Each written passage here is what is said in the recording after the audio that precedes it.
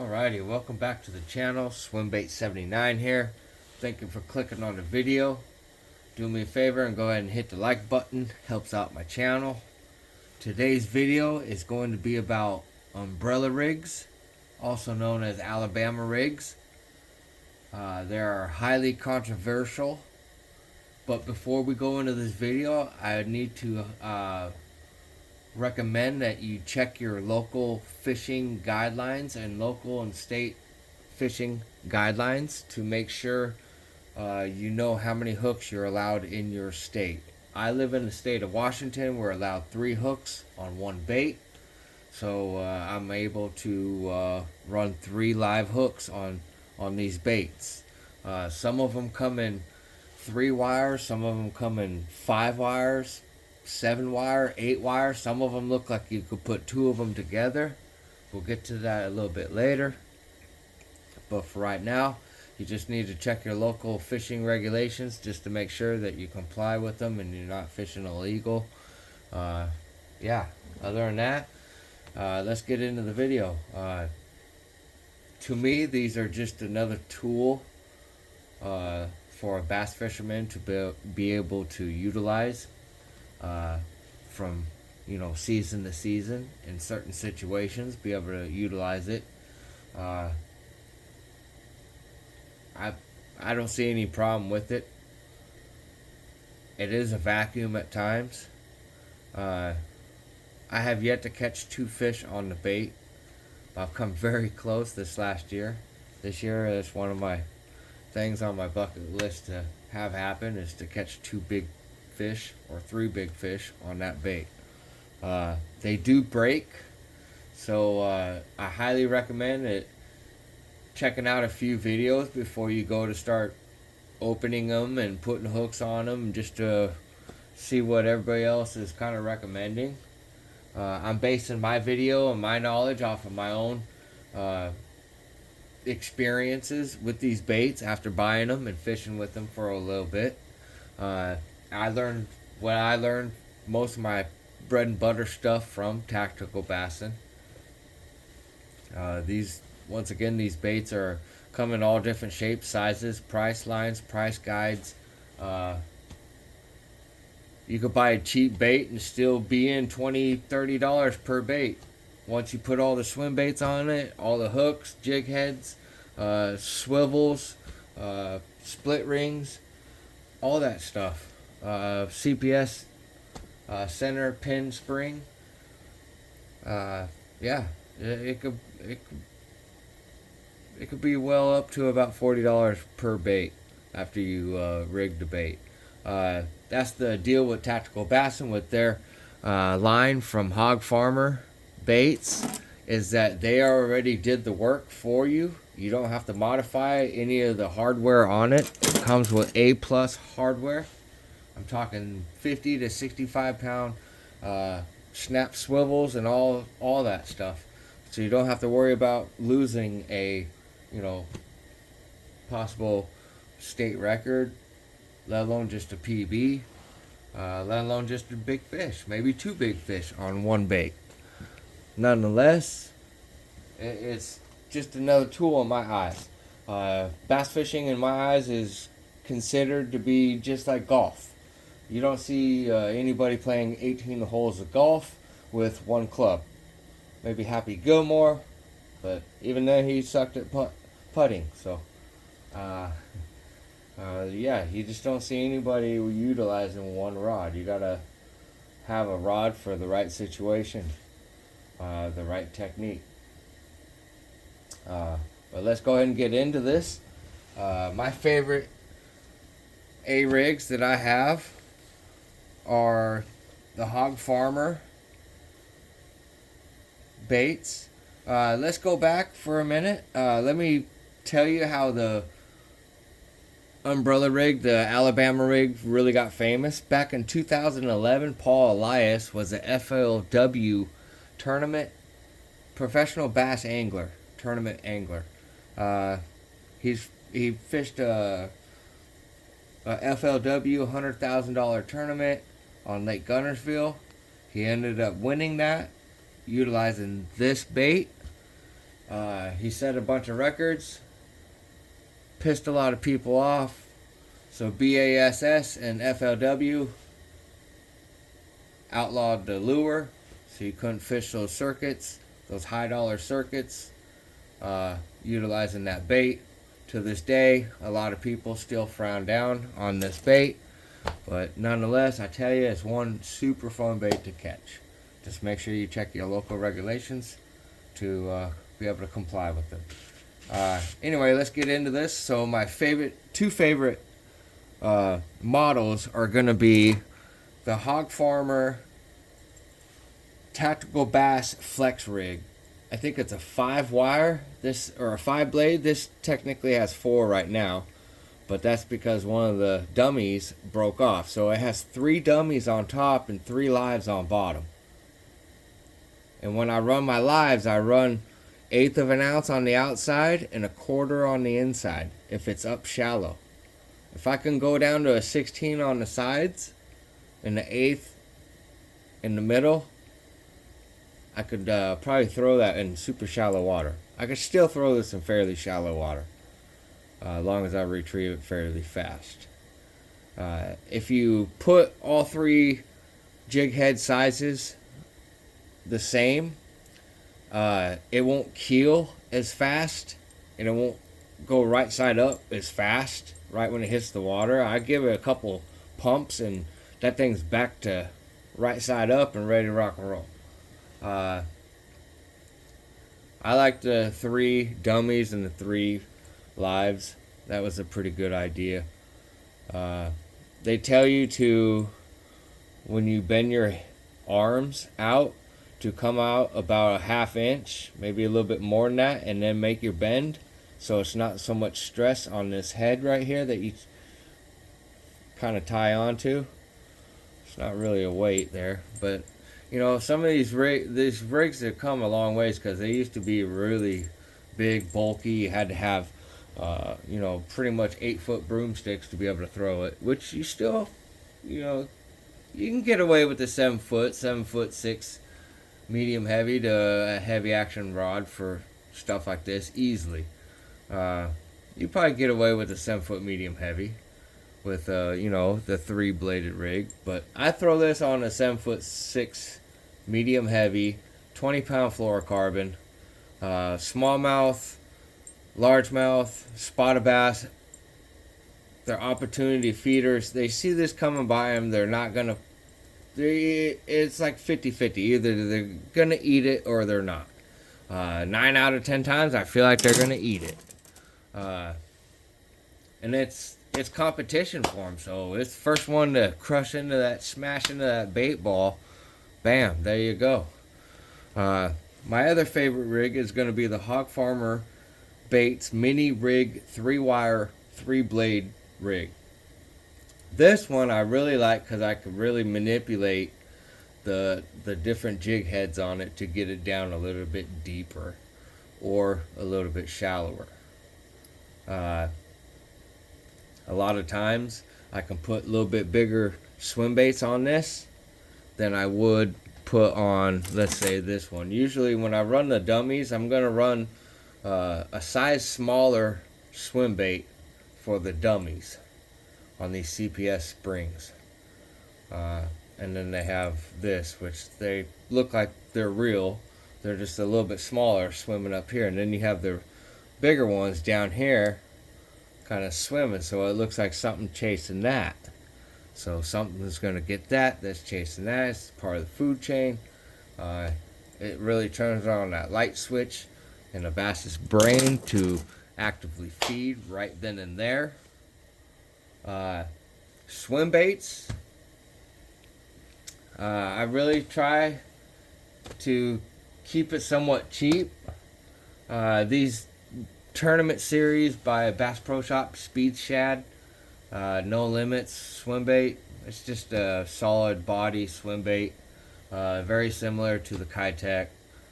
They have a pretty good selection of colors, many different sizes, as you can see that they offer. The Strike King Rage swimmers are pretty good too. They have pretty solid colors as well. I throw these on an underspin normally, on a super small pool baits underspin. But back to the umbrella rigs. So when I pick out the swim baits, I like to go one size smaller. So sometimes when I buy these swim baits, I'll buy 3 packs at a time, and I'll do 3 different sizes: small, medium, and large. That way, when you're putting these on the rigs, you can manipulate and you can put different sizes on there. So on this big rig right here, I would put 3 of the 4.5s on the bottom with the hooks. I'll rig that bait up here shortly. And then for the dummies, I would probably go with these smaller ones. Or you can even go with this and make it a bigger rig. Whoa. Let's go ahead and rig one of these up.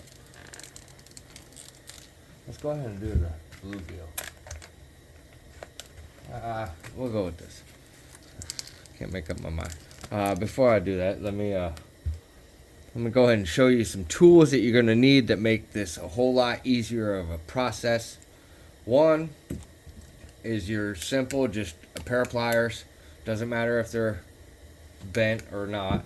Another pair is a pair of dikes, cutting dikes, snippers, whatever you want to call.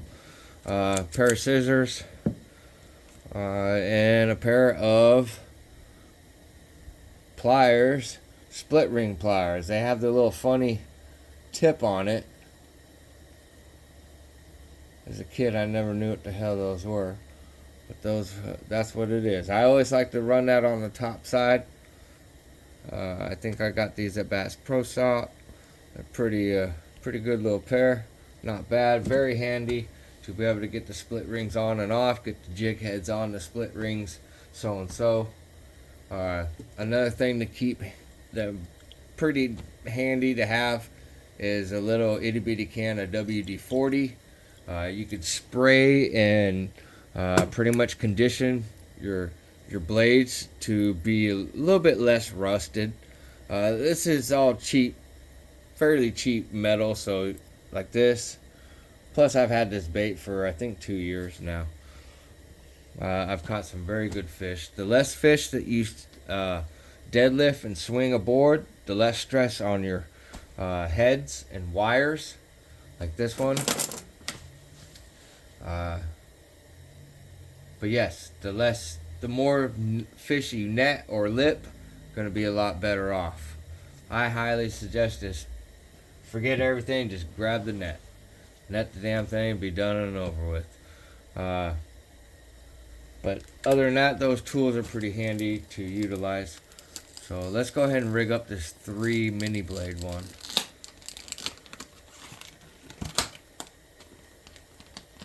Check out 3 of these.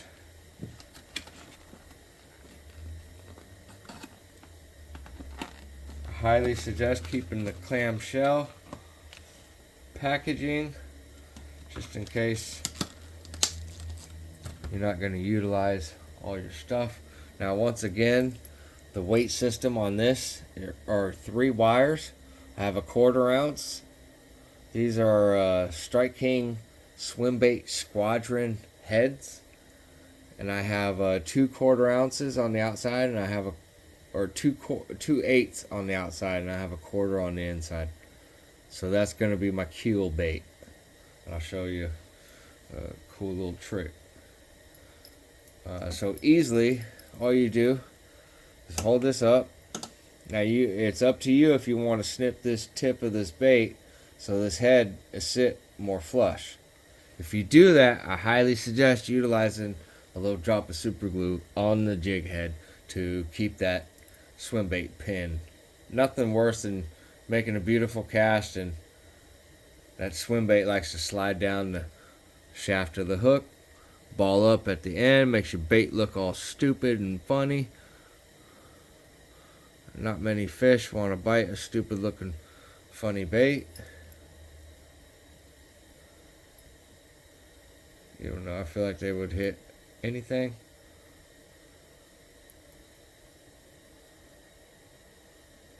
So there's one, just like that. It's very critical to get that straight, or it's not going to track back. It's going to track all. You will notice when you don't have it straight. So here we go. Line this up. The more that you do this, the better off you'll be. The better you'll be. But even then, don't be afraid. Don't be discouraged if it takes you more than a few times. Like that one's a little crooked.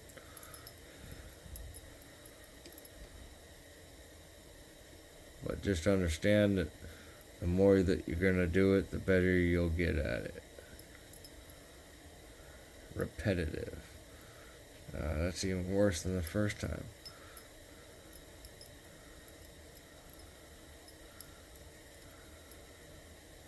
Okay. There's better. Okay. So let's rig this last one up. I'm not going to measure. Probably going to regret it.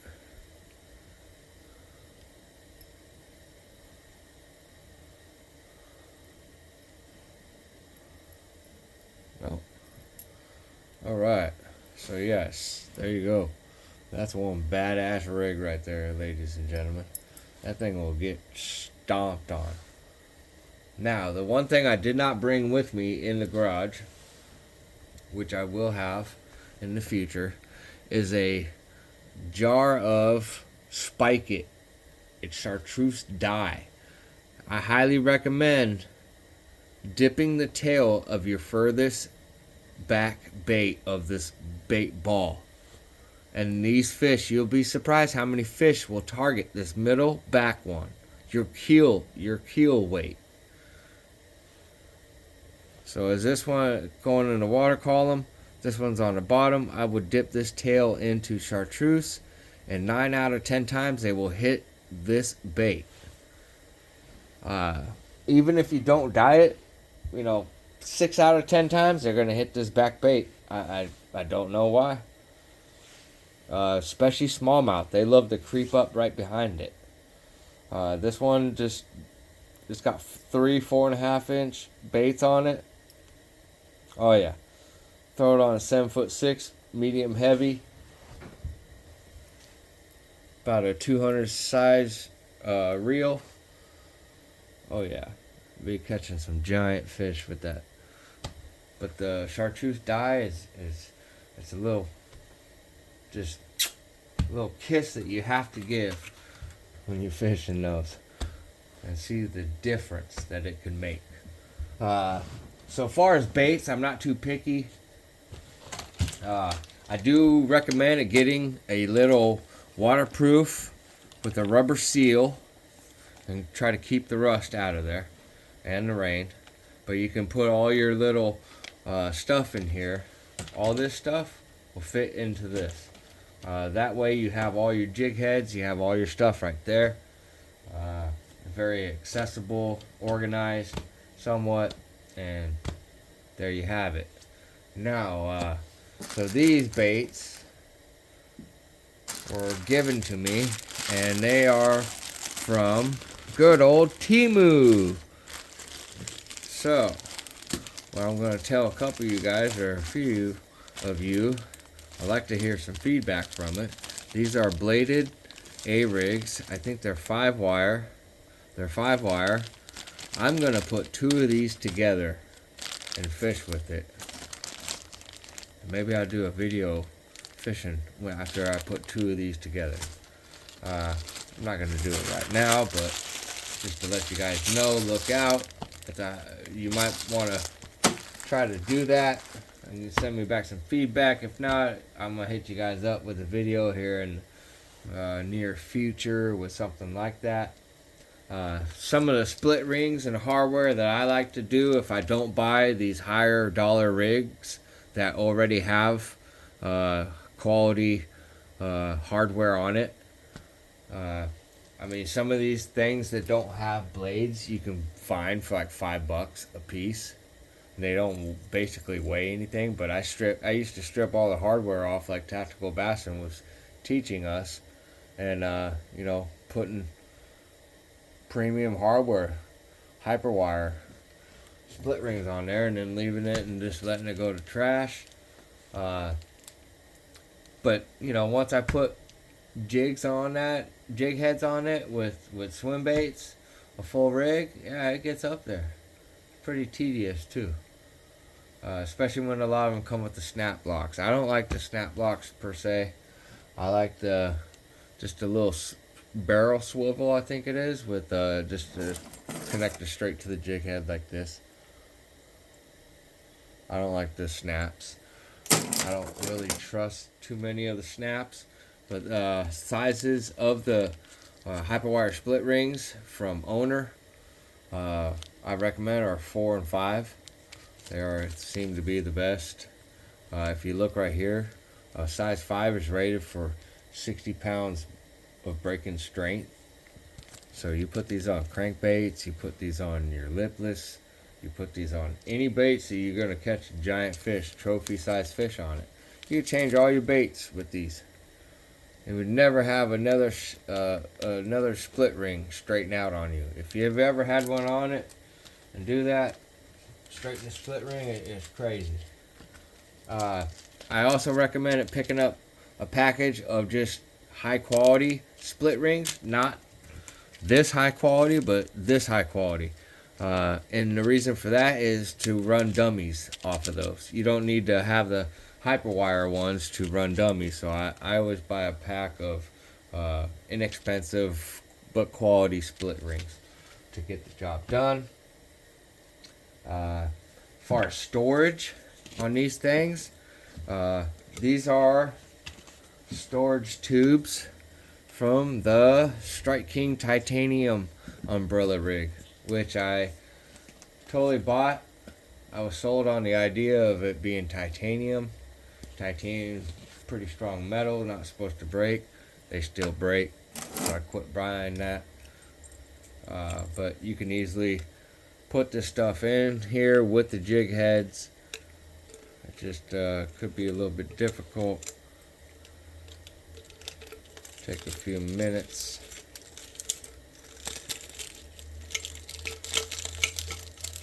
Take a little bit. But yeah. Ooh, about hooked my finger. Really the best way is to flip all these hooks upside down.